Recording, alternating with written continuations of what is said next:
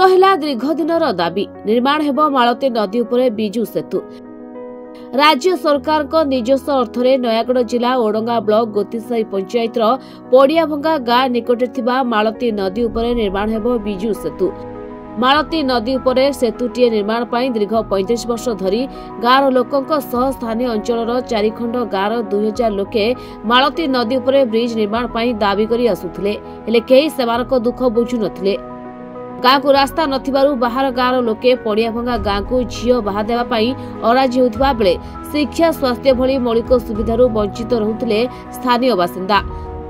दीर्घ दिन धरी यातायात समस्या भोगुथिबा पड़ियाभंगा गाँ लोकों स्वप्न आज पूरण होइछि। बिजु सेतु योजना रे 3 कोटी 8 लाख टंका व्यय मालती नदी रे सेतु निर्माण कार्य पाई स्थानीय विधायक सत्यनारायण प्रधान दैछंती शुभ।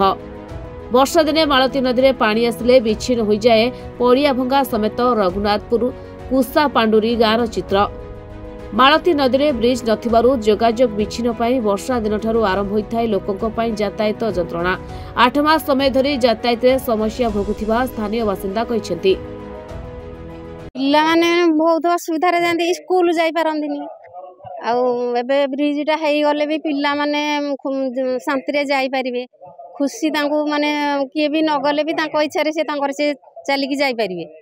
आउ का परे निर्भर करिवे कि पानी आसिला माने रहिबे बाप मार की जी हेले तांको जिवे छाड़िया पई माने सब सुविधा एडे पड़ियाभंगा गोटे हला एई गाँ को कि रघुनाथपुर कुसा पांडुरी ढीप साई ए माने बिलवारी एपटे अछि से माने टिके आसीबा को असुविधा पानी की अनैमे पानी केतले छिड़ीबो जाय कि एपट को जिवे नले हेपट को जिवे। आबे माने केते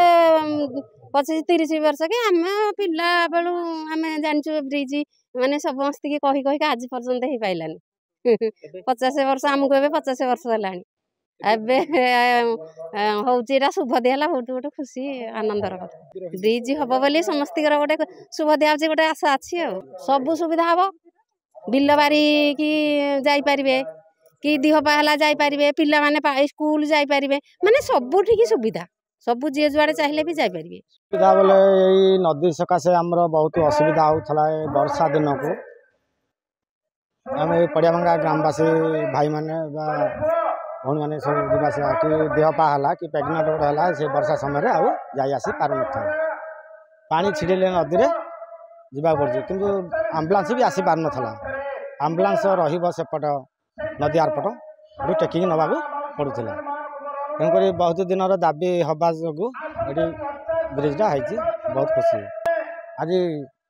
शुभ पड़ी बहुत खुशी अच्छी ब्रिज हम ब्रिज उपर चलिकी जी समझते आम बहुत समझते आम पड़ियाभंगा ग्रामवासी बहुत उपकृत खुशी अच्छे आमर एपटे गला कोसाबाणी टिपसाई एपटे नुआसाई रघुनाथपुर जावासिया पिला माने जाती स्कूल पिला माने विशेषकर पिलांको पाठ पढ़ा ठारू आरंभ कर स्वास्थ्य सेवा पाई हेले गाँ लोकंकु मालती नदीर छातीए पानी रे पसी पार हेबा पाई पड़ुथला। विलंबर हेले मध्य दीर्घ दिनर दाबी को राज्य सरकार पूरण करिथिबारु पड़ियाभंगा रघुनाथपुर कुसा पांडुरी माछीपड़ा समेत सोलपड़ा गाँव लोकंक मुहरे फुटिछि हस। यास पड़ियाभंगा गाँव रघुनाथपुर गाँ को संजोग करुथिबा 1 किलोमीटर हेबो कंक्रीट ढलई रास्ता 8 मास मध्यरे काम शेष करबा पाई अवधि रहिछि। विभागीय अधिकारी ठिकादार एवं स्थानीय ग्रामवासी उपस्थित रे शुक्रवार दिन रणपुर विधायक सत्यनारायण प्रधान पड़ियाभंगा गाँ निकट में मालती नदी उपरे बिजु सेतु निर्माण कार्य आरंभ पाई शिलान्यास दैछंती। जेते शीघ्र मालती नदी उपरे बिजु सेतु निर्माण कार्य शेष हेबो ताहा नै रणपुर विधायक सत्यनारायण प्रथम ठिकादार को कहिसेंती। या द्वारा गोतीसाही सोलपटा और माछीपड़ा पंचायत 4 खंड गाँव 2000 लोकंक दीर्घ दिनर यातायात समस्या दूर होबाकु जाउछि। मो प्रथम निर्वाचित हेली सरपंच हिसाब से निर्वाचन पूर्व गाँवाला कही अभियोग रखते निर्वाचन पर मुझे जवाब देती आपण भाव निश्चित भाव कर कारण मुझे जानी आमर नवीन पट्टनायक माननीय मुख्यमंत्री कथा थिला गोटे जीवन मूल्यवान ताकू अनुमान करी आपको जवाब दूसरी निश्चित भाव कर अनुसार मो माननीय विधायक पाखे प्रस्ताव रखी से जाई माननीय मुख्यमंत्री उद्देश्य मुख्यमंत्री पाखे लगी बिजु सेतुर सांक्शन कर अनुदान आसाला एत अनुदान आगे नाला गोटे गोटे गाँव को गोटे छोटिया गाँ एत अनुदान आसाना गाँव लोक मैंने आगु ये मानते झील भी दौन बाहाघर करने जेहेतु गमनागमन नाला विच्छिन्न थिला बाहर राज्य बाहर ये गाँव तेणु ये झील भी दौन थे ये बह करने हाँ ये आज्ञा 4-5 खंड गाँव निर्भर कै गोटे रास्तार कम्युनिकेशन लिंक कर आज्ञा भूईआंड रास्ता को ये गोटे भल कम्युनिकेशन हम नंबर मुख्यमंत्री शिक्षा दिज्व आज्ञा मुख्यमंत्री योजना जो आज आम सफल हो विजु सेतु योजना द्वारा आज्ञा जेहेतु से गोटे योजना कले विजु सेतु योजना जे ग्रामांचल 2 कोटी परिवार थे भी से उद्देश्य सेतु से योजना द्वारा हो गला बहुत दिन समस्या पड़िया भंगा गाँव बहुत कष्ट निर्यातना दुख पाउथिले सेतु नथिबा जुगु आमे किछि तक रोड करके देइथिलु बहुत कष्ट पाउथिले तेणु से दुख विदार कथा मु निजे भी अंगे विधि मु जानी ए सेतु जोगु लोक केते हैरान हो तेणु आकु मालती सेतु मालती नदीर सेतु को करिया पय मो सरकार पाखे प्रस्ताव रखी प्रथम थर हो पार नथिला तेणु द्वितीय थर विधायक हला परे मो कथा को ग्रहण करी प्रिय मुख्यमंत्री नवीन पट्टनायक ताको सांक्शन करिसेंती 3 कोटी 18 लाख टेंडर हो सारी आमर सरपंच मध्य बहुत उद्यम करते किंतु एटा करवा गाँव को आसिक आम कथा देइतिलु जे आम निश्चित ए सेतु करूँ आपण निश्चित ए सेतु गाँव को जीव अनुदान हूँ विजु सेतु रे मु प्रपोजाल देइतिली प्रथम विधानसभा